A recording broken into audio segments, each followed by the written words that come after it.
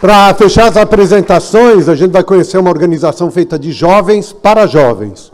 O Engaja Mundo, que busca conscientizar o jovem brasileiro de que mudando a si mesmo, seu entorno e se engajando politicamente, ele pode transformar sua realidade. Vou convidar ao palco o Iago Iron, coordenador do grupo de trabalho sobre clima do Engaja Mundo.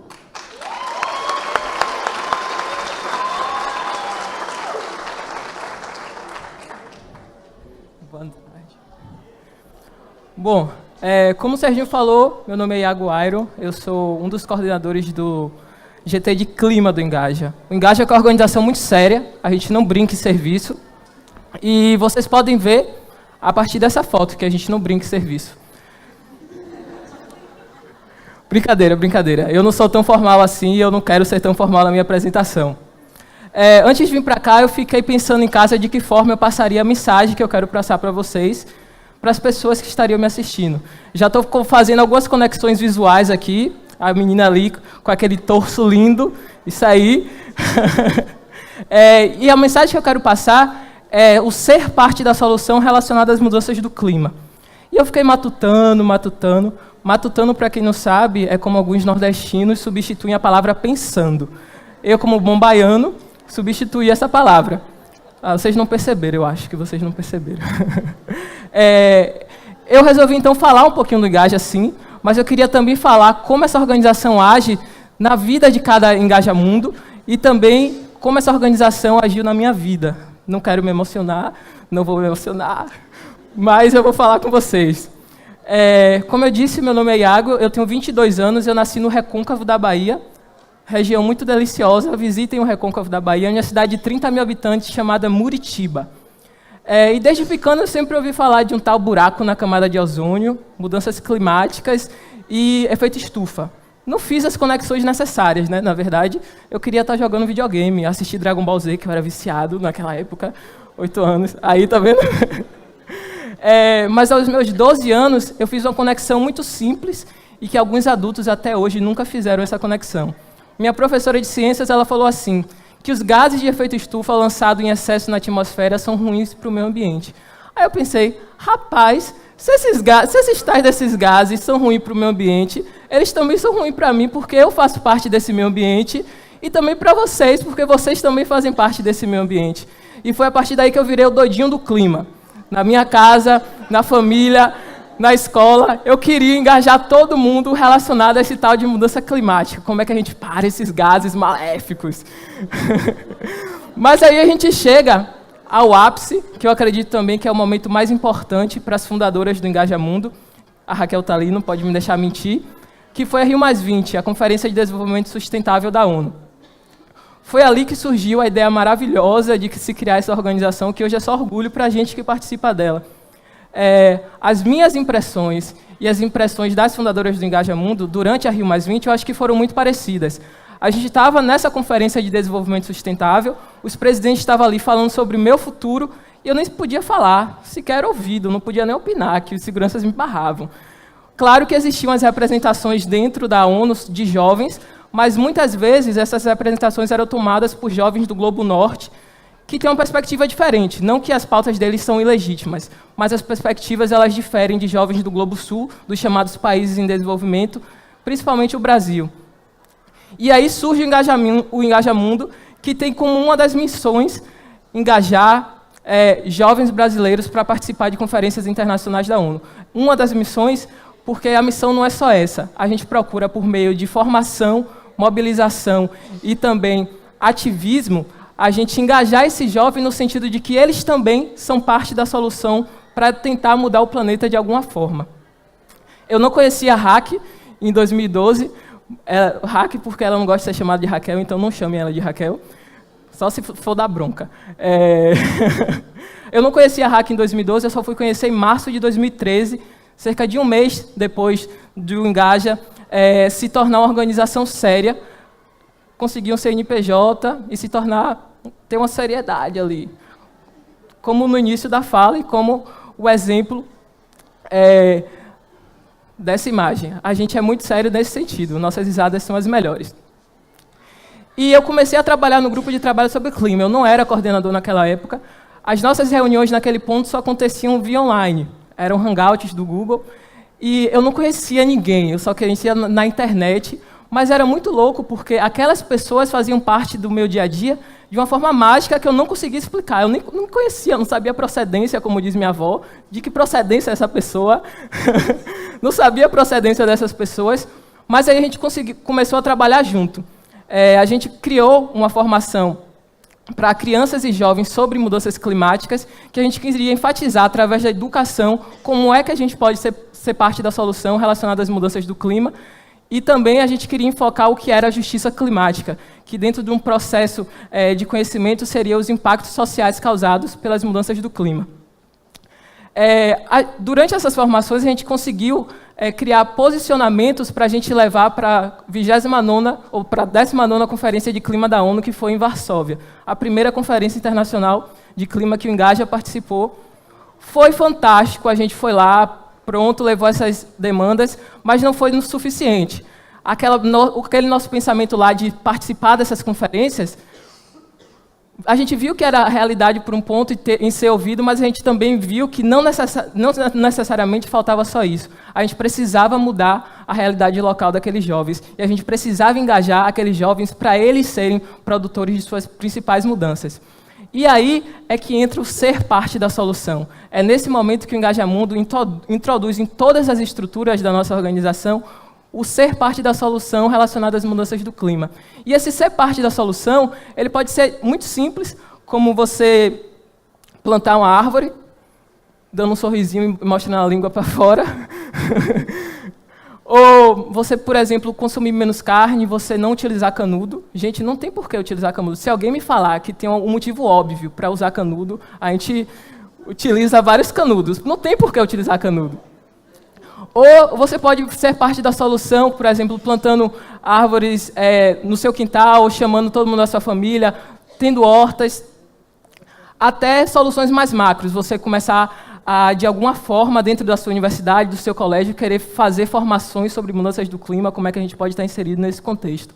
Ou, se você quiser ir muito além, você pode organizar uma marcha pelo clima na Avenida Paulista,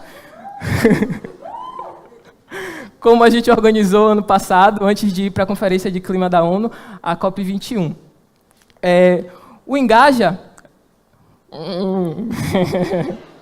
O Engaja hoje é uma organização de cerca de 800 jovens bem malucos que se juntaram, e cada vez mais, bem mais malucos do clima se juntar com a gente e de outros temas também. Mas tem uma coisa que diferencia o Engaja, que é muito interessante, e eu não sei se vocês já ouviram falar, que é o tal do Sexify. Quem aqui já ouviu falar do Sexify? Algumas pessoas já ouviram falar. Sexify pode chamar a atenção de um jovem, né? Sexify nada mais é do que uma forma de chamar a atenção e... uma forma de chamar a atenção e fazer com que o jovem preste atenção em você. Falar sobre mudanças climáticas é muito chato, mesmo. E se a gente não sensualiza esses temas, a juventude não vai se interessar. E uma das nossas estratégias de sensualizar esses temas é porque quando a gente está em alguma reunião com algum ministro, no caso de Eduardo Braga, o ex-ministro de Minas e Energia, a gente nunca vai tirar uma foto com essa pessoa dando um sorrisinho assim. A gente sempre vai fazer poses sexifys, que tem duas poses sexifys que são as melhores do mundo, as tops da galáxia. Que é mãozinha atrás da cabeça, ou então você botar o dedinho na boca e... Aí os outros jovens que veem isso vão falar, o que é que rebanho de doido está fazendo ali, com um monte na foto assim, com essas pessoas importantes. Aí tem outra estratégia que a gente utiliza também, é que, aí eu vou trazer um exemplo. Ano passado chamaram a gente para fazer um evento muito importante antes da COP21, que foi a Conferência de Clima da ONU do ano passado.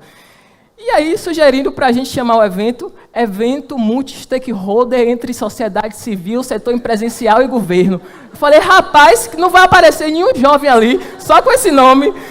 Aí, a gente, depois de pensar muito, a gente decidiu, vamos colocar o nome desse evento Entrando no Clima. Pronto. Apareceu um monte de jovem lá, porque se vocês pensarem, Entrando no Clima é um nome sexify, porque você entra no clima de várias formas, né? E aí a gente conseguiu. Outro exemplo de coisa sexify é a gente sensualizar o Capitão Planeta. O Capitão Planeta já sensualizou com a gente.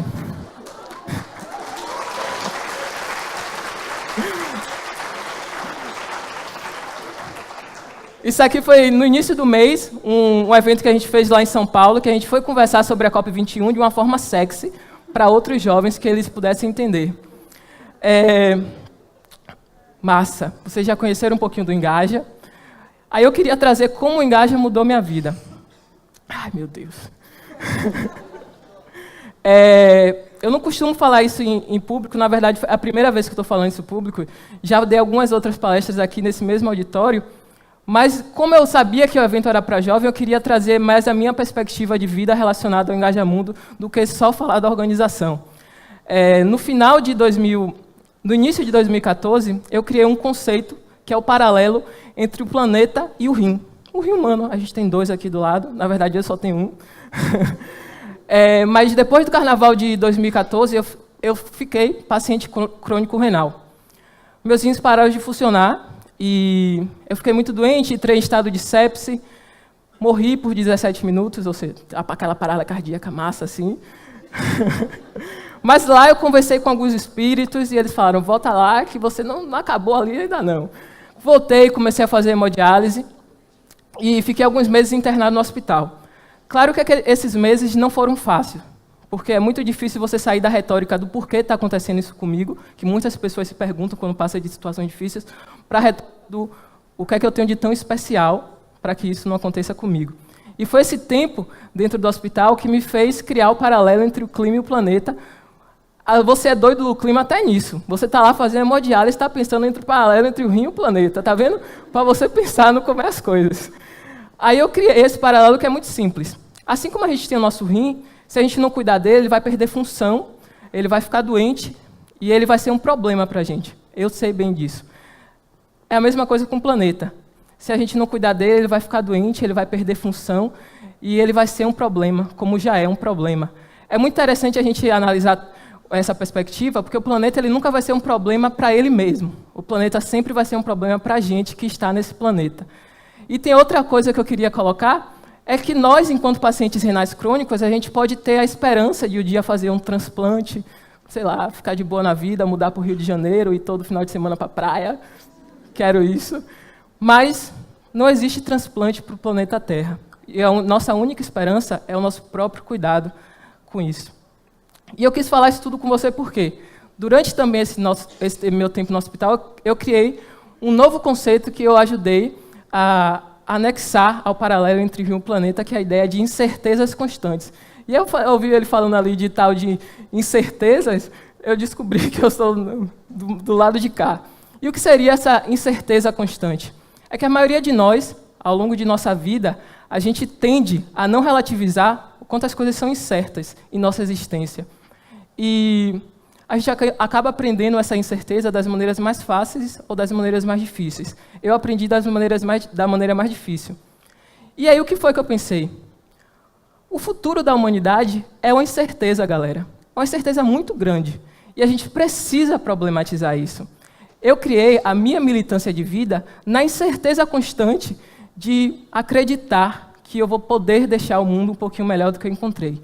O Engaja Mundo é sobre deixar o mundo um pouquinho melhor do que a gente encontrou, e todos os voluntários dessa organização maravilhosa fazem isso com muito, mas muito amor mesmo.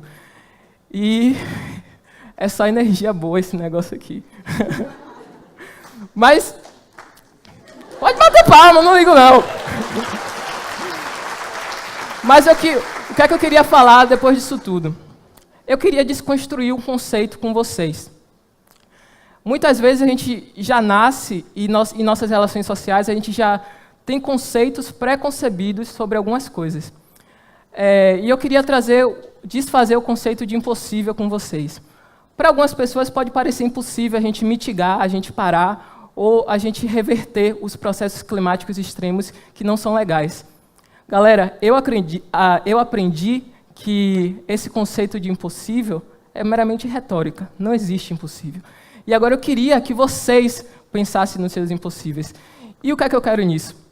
Eu quero que vocês, coleguinhas, falem um com o outro, muito rapidamente, uma coisa que vocês acham impossível. Seja na sua vida, seja na sua escola, na sua relação com suas mães, seja na sua militância. Escolham um impossível de vocês e falem um com os outros. Vamos lá? Valeu! Falem com vocês agora, vamos falando aí. Não acabou não.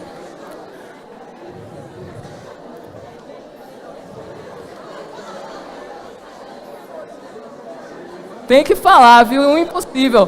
Tô vendo gente não com os impossíveis.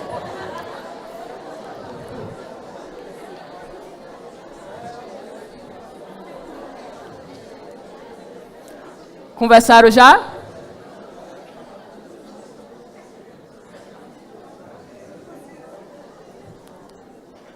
Tem gente falando ainda. Sexify. Já foi? Não, e já foi? Tá bom? Massa. Agora que vocês falaram um impossível um para o outro, lembra daquele negócio lá no início de ser parte da solução? Isso é muito fácil, galera. Para ser parte da solução, só basta você colocar o seu melhor sorriso no rosto e acreditar que o seu impossível é totalmente possível. E eu também queria que vocês falassem para as pessoas que vocês conversaram antes que os impossíveis delas são totalmente possíveis. Obrigado.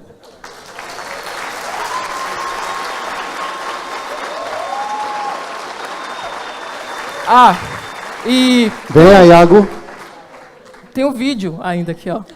Que vai passar aqui agora. Lembra do negócio do impossível? A gente... Tem que ficar aqui, porque senão o microfone não pega. Da gente não ter voz nessas conferências internacionais da ONU, a gente pôde ter voz. E é esse o vídeo que eu vou passar para vocês. Mas não desça não, tá? Tá, eu vou ficar aqui, tô ligado. Já.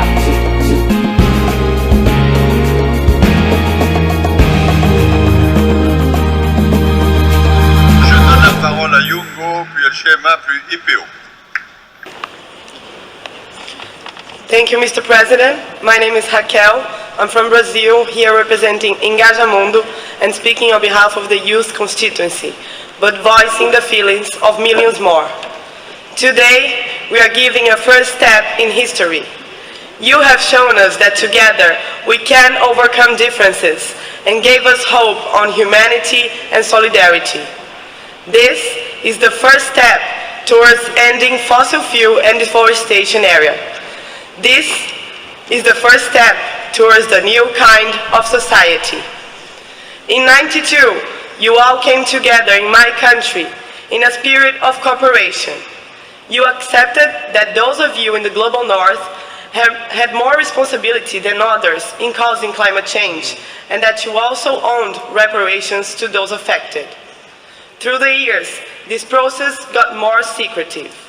Civil society was kept out of the rooms, and we began to wonder, what do you have to hide? Now we know. Rich countries, you could have done much more. You have offered no new or additional finance. We didn't see a goal to really get to zero. Your INDCs still lead us to a 3-degree warmer world, and you refuse to undertake a review to bend the warming curve down before 2020. You have exempted yourself from the liability for damages that your climate change is already causing. The young people from the generations before mine were the first ones to know climate change exists and understand the challenges we as humankind face. In my generation, climate change went from science to real impact in people's lives, affecting especially the poorest and the marginalized. Today, the world is finally turning towards a solution. But what we achieved here is very far from enough. We must see real action. The work is just starting. We will see you back home, all of you. We will be working towards climate justice like never before, and we will hold you accountable within your borders. You made a piece of paper, but people at the grassroots levels are the ones creating real change. My goal, and the goal of millions of young people, is to make sure that the next generations only get to know climate change from history books. We can do it. We will rise faster than the seas because we are unstoppable. Another world is possible. We are unstoppable. Another world is possible. We are unstoppable. Another world is possible. We are unstoppable. Another world is possible. Merci beaucoup.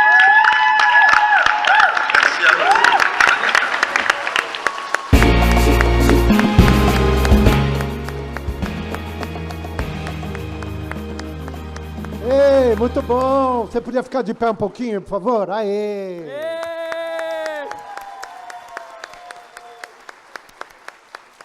Genial, genial. Você tem uma consideração final? Não, já está de boa. Então venha. Como diz, venha.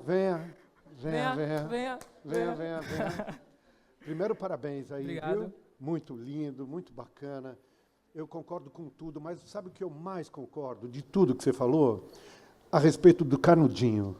Eu Sim. acho que a gente precisa fazer uma campanha global. Sim. Primeira coisa, no more canudinho.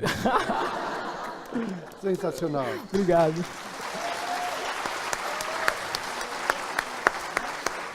E segunda coisa, Raquel, na próxima ajuda também, pedir para que esses caras que estão ao lado, todos sisudos, façam uma sexy five.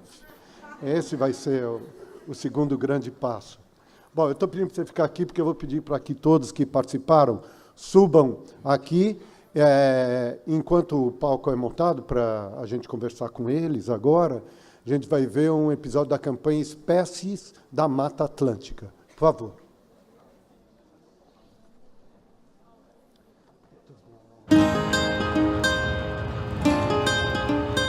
Todas as